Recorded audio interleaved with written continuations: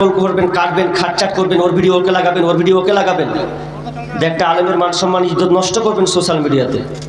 তাহলে এই করে আপনাদের ফায়দা কি হলো আর আমার কি হলো?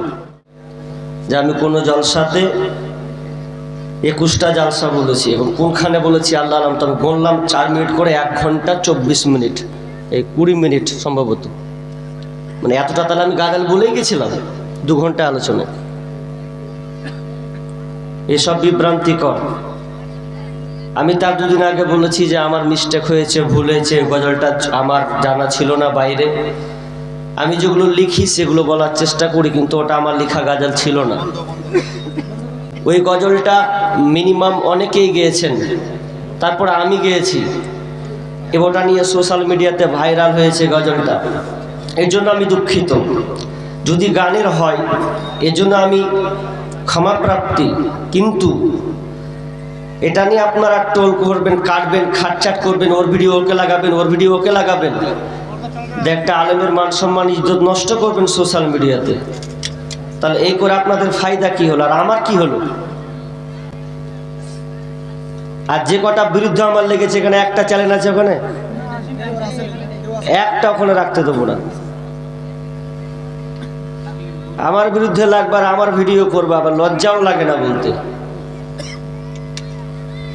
না ভালো লাগলে করতে হবে না, বিরুদ্ধে লাগবে কেন?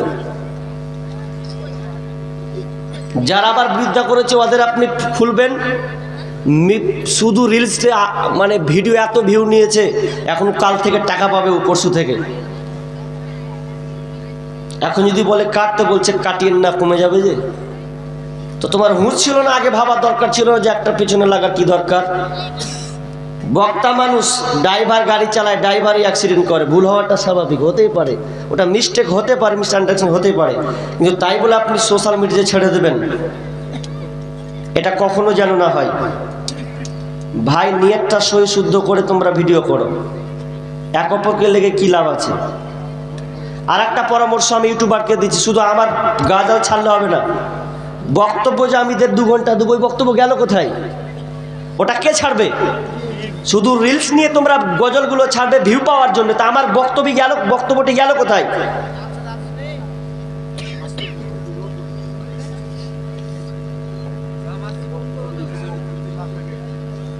হ্যাঁ, আদায় করতে গিয়ে অনেক সময় গাজাল একটু বেশি বলে দিই, আমি একা না, অনেক বক্তাই বলে। এটা যদি বলেন যে কমান, তাহলে ঠিক আছে, কমিয়ে দেবো, বলবো না ইনশাআল্লাহ। এখন শ্রোতা বলছে বলেন মনে, এখানে একটা বললাম, ওখানে বলছে ওটা বলা লাগবে, কমিটি বলছে লেখে দিছে, বলছে ওটা বলতে হবে। এখন কি দিয়ে ঠেকাবো? এখন বলতে বাধ্য, আমি বলছি। যদি শিরিক বিদআত যুক্ত হয় তো ইনশাআল্লাহ আমি ওদিকে নেই।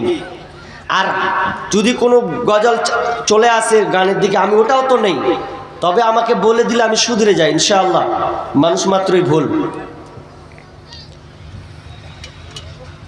আমার আবারও অনুরোধ থাকবে, শুধু খালি গাজাল ছাড়ার চেষ্টা করবে না, বক্তব্যগুলোকে আগে ছাড়ার চেষ্টা করো, কারণ সোশ্যাল মিডিয়া একটু অন্যরকম হয়ে আছে।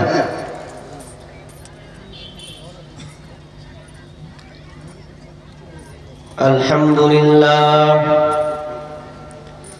নাহমাদুহু ওয়া নাস্তাঈনুহু ওয়া নাস্তাগফিরুহু